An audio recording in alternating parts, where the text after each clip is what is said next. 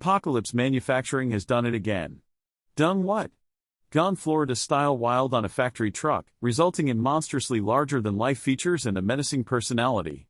The company's latest Armageddon hunting rig is the four-wheeled 4x4 Super Truck, and if you look closely enough you could probably tell it is based on the Ram TRX.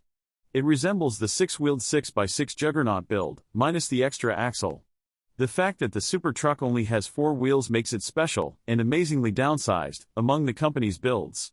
Apocalypse has about 220 other builds on the road, including the Hellfire, Sinister 6, Doomsday, Dark Horse, Warlord, Juggernaut, and more.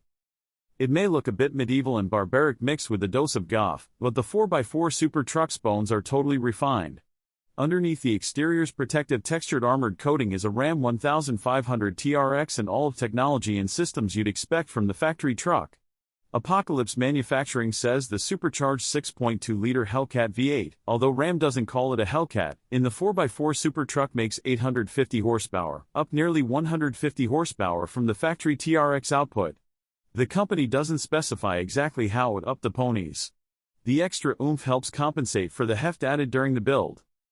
All the body panels have been sculpted and reworked to create a bulging chunkiness unknown to the original TRX, which isn't exactly petite in its factory form. The shelf-like, bat-wing-like Gildwell wells allow for plenty of wheel clearance, while giving the truck a villainous feel. Perhaps, at 300 miles per hour, it could take flight, if it were capable of such speeds. Under the wheel wells reside 22-inch SFJ, SoFlo Jeep, sister company of Apocalypse, wheels mounted on 40-inch Fury Country Hunter mud terrain tires. The prominent grille structure almost completely shrouds the headlights, and large fang-like vertical slats melting to the ground constitute the grille.